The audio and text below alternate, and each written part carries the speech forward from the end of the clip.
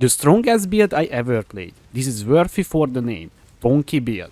Last week I was working on this and tested everything online. This guide will teach you how to level, craft your gear and play the build. What's up guys, Budget here. We're using two different skills, one for clearing, one for uber bossing. Let's start with the single target skill. Our skill choice is Molten Strike. When you hit an enemy it will spawn magma balls and all the balls can hit the same target if you're slowing down the projectile speed enough.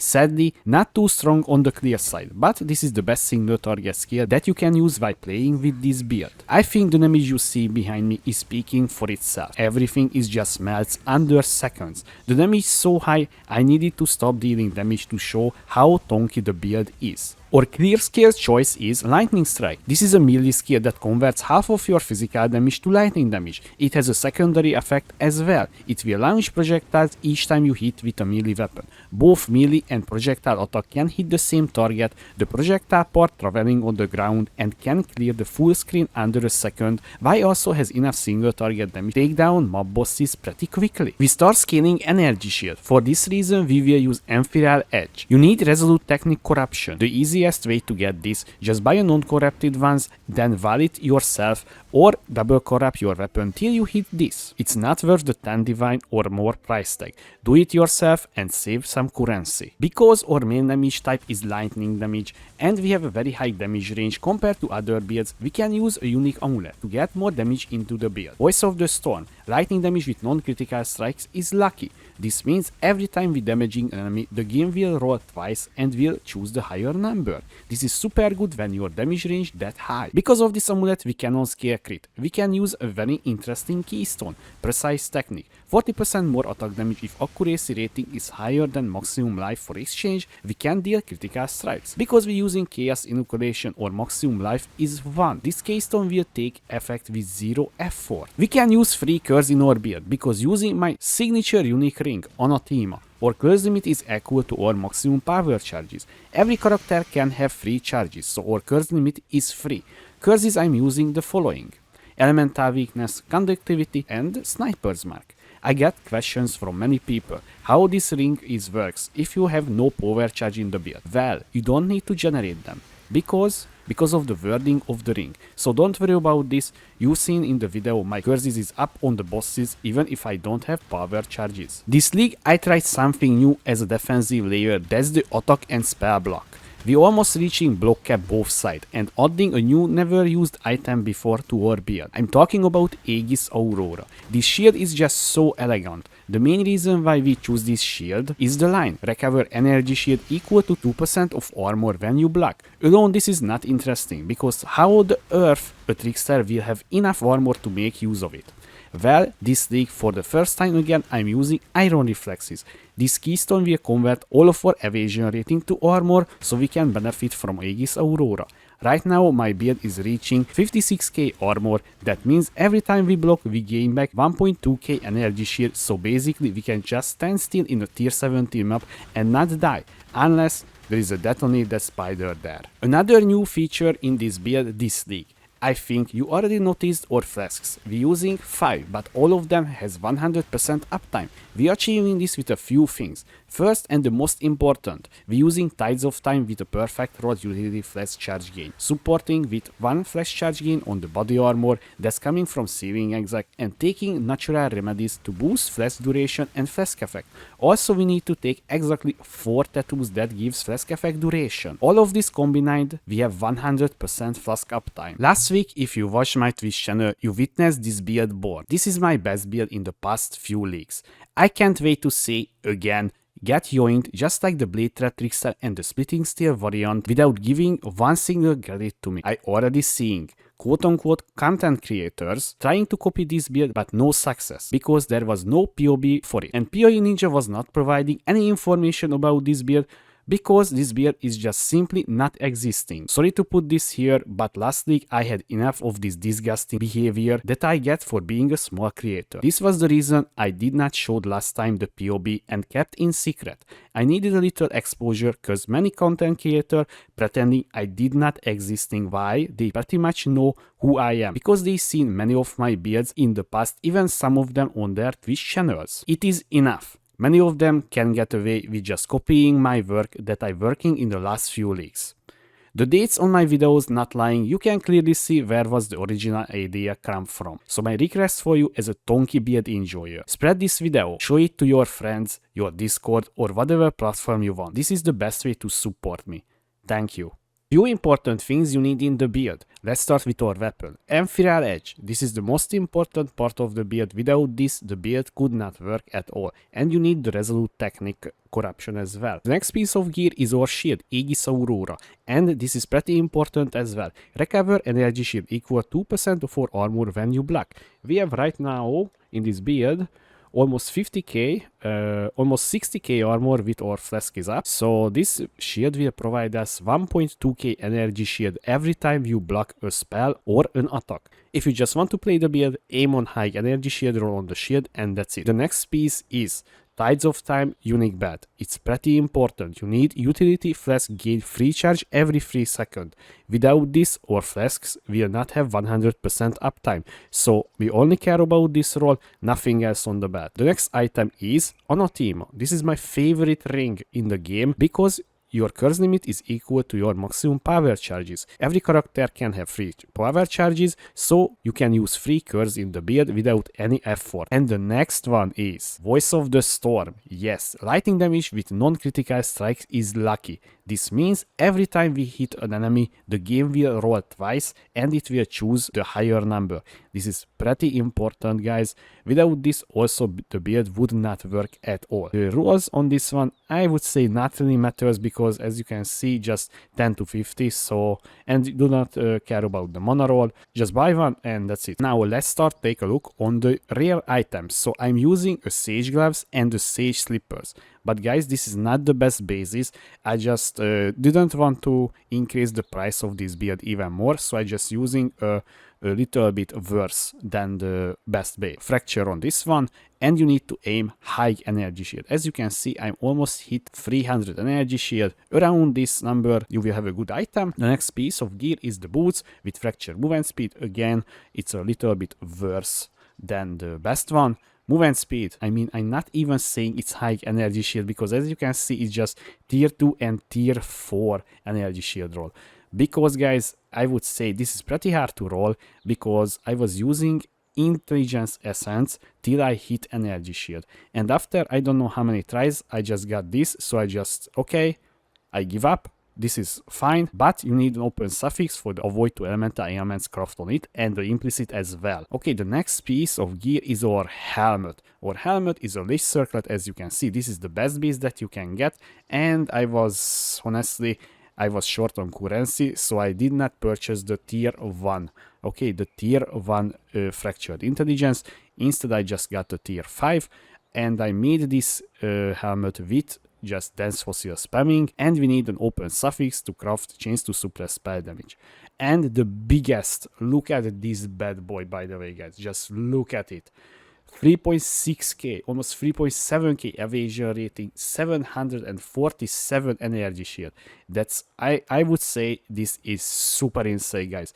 And honestly, guys, if you believing me, this was like 5 dense fossil, and I 6ing it under 8 fusing. This chest piece was insanity to craft. So I was not that lucky in a very long time. Next one is the ring. The ring is just a pretty basic ring with attributes and energy shield and a little bit crafted elemental damage with attacks. Because right now we very need the strength. Look at this, if I removing, my whole build is bricked. You can see I putting back and everything goes back to normal. The flasks is pretty important for this build because guys, we getting our resistance fixed through flask. You can see if I removing one flask, it immediately bricks my whole build. You can see clearly. In using a bismuth flask with additional elemental resistance roll as a suffix, prefixes is basically doesn't matter. Just don't get reduced duration and you will be golden. But you need a chance to avoid being stunned, craft increase evasion rating on this one, armor on this one, and gain free charge when you are hit by an enemy. This is I would say important to get this combination. Base tanking things, you get your flask charge immediately back, so this can be pretty easily maintained. But also, as you can see in the hideout as well, has a pretty good uptime as well, around 40% I would say. Avoid being cheered. This is very, very important, because if we combining these modifiers with the avoid elemental ailments and the bad flask effect increase, we can have 100% avoid being frozen and cheered. So this is how I fixed the elemental ailments immunity. Only the ignite right now is a quote-unquote problem, but guys, we have like, I don't know, tons of energy shield reach, so we will not notice if we getting ignite. Pantheons we using, I only using Soul of Solaris, even for mapping. There is a reason for it. Take no extra damage from critical strikes if you have taken a critical strike recently. Well guys, this is very, very important, because I was just mindlessly running tier 17 maps with high critical chance. So basically we crit immune with this, and also pretty good for bossing because of the damage reduction that it gives, and reduce elemental damage taken if you haven't hit been recently. So this is pretty important, and I only using this for bossing. And I using Soul of Tokohama because damage reduction, and that's it, because we getting damage reduction when we standing still, and obviously because we can face tank anything, we can stand still pretty easily. But when I running around with Maven invitations and, you know, witnessing like Uber Shaper, Uber Elder and so on, Maven is very, very annoying, so we need upgrade this one, Soul of Rislata. Enemies you have been hit recently have 50% reduced life regeneration rate. Basically this is reducing the heal they take, or passive 3 guys. You have been waiting for this, I know guys, and I sorry I did not publish this one. So let's start with, you know, from the top. Okay, so we're using Letter Pride Timeless Javel here because we're getting double damage here and double damage here. This is why we're taking this one. The others worth to mention, and this is also gives us strength a ton, because if I removing, you can see it's breaking my build as well, so this is helping to capping our strength as well. And the next one is another piece of work, Fertile Mind. That's it guys, we socketing here because in this zone we transforming 1, 2, 3, 4, 5, 6 dexterity node to intelligence. So we basically getting from this javel or in 80, this is transitioning, look at this, 400, almost 500 energy shield. The Light of Meaning, you know, energy shield, and this gives us almost 2k energy shield. It's just so strong in this spot, because look at this, how dense in this zone. So we're getting so many notables touching this one. Pretty good, but the price, this is basically almost tripled since I purchased it. I bought this one for 6 divine. On stream you can see in the VOD if you're not believing me. And we socketing here, and the cluster javels. This one was the most requested as well. So we're using Prodigious Defense and Feed the Fury. This is only 2 that we care, and the third one is whatever, but you always check before you buying from the straight site. You can import this if it looks like this, because we don't care about this, we care about only this node and this node. Okay guys, so pay attention. And I was paying for these javels like 80 KS, so it was pretty cheap before the video got released guys, keep in mind please. Other side of the tree the same, see, Feed the Fury, Prodigious Defense. And the reason is why, by the way, we're taking this one, because it gives us spell and attack damage block. So we're basically getting 8% to spells and attacks from here, and with this we can reach 65% attack block and 66% spell block. And why? How are we reaching that, right? So guys, this is the Watcherite that I'm using, is chance to spell damage while affected by Discipline. This is pretty important, and chance to suppress spell damage while affected by Grace. This is also pretty important. This is why I'm not showed in stream, because this was very cheap. I purchased like for 4 divine, but I can tell you this will be much higher after the video. Obviously, because this is a pretty easy way to get your spell block in the build. We also using a few replica reckless defenses guys. I never seen ever people using this one. So basically this is the best javelins that we can use. Obviously if you want the top rolled, like, because this can roll 6 and 6, and we're using another one here as well. We're using 2 of these. We're using one rare javelin with corrupted blood immunity and little strength. Okay, so the Ascendancy. So obviously we're taking escape artist. This is why we're playing Trickster. This gives you like 6k energy shield alone, so this is pretty important. I'm using Spellbreaker to get spell suppression and also even more suppress spell damage. So this is increasing our effective HP pool by a lot, and obviously overleech, Soul Drinker, attack speed and cost speed while you leeching energy shield. This is why we can overleech and we Shaper Beam without a big problem. And right now I'm using one step ahead. But guys, normal situation using polymath, because I was doing Valdo's map with petrification statues, petrification hits, so my character would not move. So, but the one step ahead is bypassing that. But otherwise you're using the polymath, because this is the pure damage part. This is just giving you like almost 20% or even more damage. Okay, gems and gem links. Okay guys, so this will be a little tricky. So first you need, you need one white socket and 3 red socket, 1 blue and 1 green. This is what you need. So you don't need 2 white socket, just 1, and the rest of the colors as you can see in the POB and here. So the signature gets set up first. Okay, signature gets set up first. Molten Strike, Slow Approach, Energy Leech, Multi Strike, Volatility, and awakened elemental damage with attack support. Now, when you're doing just maps, you swap out Molten Strike to Lightning Strike, and Slow Approach to Return Projectile. And honestly guys, I'm using a different amulet as well, because this gives us Discipline of Slaughter, because by mapping you getting frenzy charges much easier, because otherwise you can as well on both sides generate frenzy charges. But we're not using our max on every single target, so basically we're just switching out and you're getting 1 minimum frenzy charge, and now you're getting also frenzy charge on kill as well. In our gloves, Sniper's Mark, Conductivity, Arcanist Brand, and Elemental Weakness. This is our curse setup obviously. Cast when damage taken, Molten Shell, Blood and Sand, and Tempest Shield.